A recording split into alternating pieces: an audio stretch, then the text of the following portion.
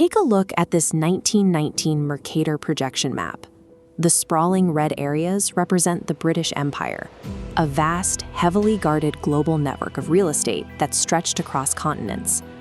But to understand how this system was shaken, we must zoom in to one specific property, an enclosed public garden in Punjab, India, on April 13, 1919. During a peaceful gathering at Jallianwala Bagh, thousands of unarmed civilians were trapped inside the high walls and ruthlessly gunned down by Imperial troops.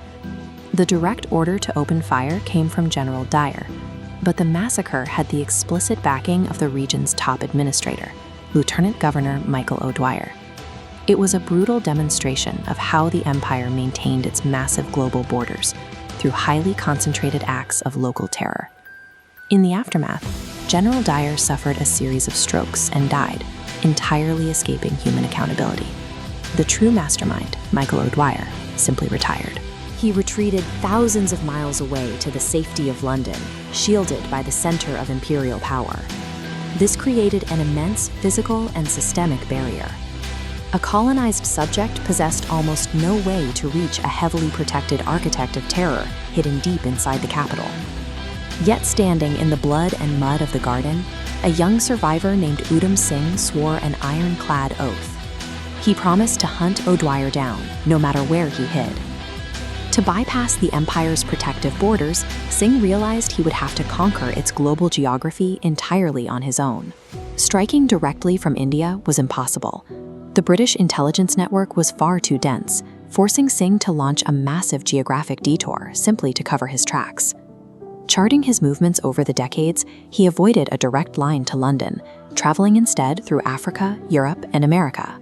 To fund this transit quietly, he moved from port to port, finding work as a laborer, mechanic, and sailor. During these travels, he allied with the Ghadar Party, building a quiet network of resources and connections that would eventually fuel his ultimate objective. He spent decades wandering the globe, but he was never lost. He was methodically, patiently shrinking the map between himself and his target. Finally, in 1934, Singh breached the borders of the imperial capital, stepping out into the overwhelming, bustling streets of O'Dwyer's home city, London. To operate safely inside the city, he adopted a highly deliberate alias, Ram Mohammed Singh Azad. It was a name specifically chosen to represent the secular unity of India. For the next 6 years, he maintained an intense psychological stakeout. He quietly lived and worked in the city, constantly monitoring O'Dwyer's daily movements. He simply refused to rush the execution. He was waiting for a highly specific intersection of time, space, and opportunity. While O'Dwyer lived with a complete sense of geographic security, Singh remained an invisible, creeping presence closing in on his daily life. On March 13, 1940, the global map finally collapsed down to a single address, Caxton Hall in Westminster.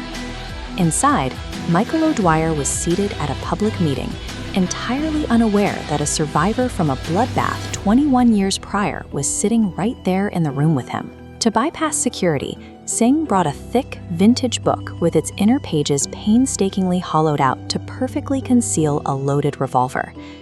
As the meeting concluded, Singh stood up, stepped forward, and fired 2 precise, fatal shots directly into Michael O'Dwyer. A multi-continent journey spanning over 2 decades had just violently concluded across a physical space of only a few feet. Perhaps the most shocking detail of the entire operation was what happened next. Singh made absolutely no attempt to flee the property or disappear into the London crowds. Instead, he stood calmly over his target, offered a smile, and peacefully surrendered himself to the arriving authorities. During his trial, he maintained a completely defiant stance. He proudly declared his 21-year vow fulfilled and showed zero remorse for the assassination. On July 31, 1940, Udham Singh was hanged for his actions, successfully closing his long loop of vengeance. He proved a chilling historical truth. No amount of global real estate, standing armies, or imperial borders can permanently shield a tyrant from a single man armed with boundless patience.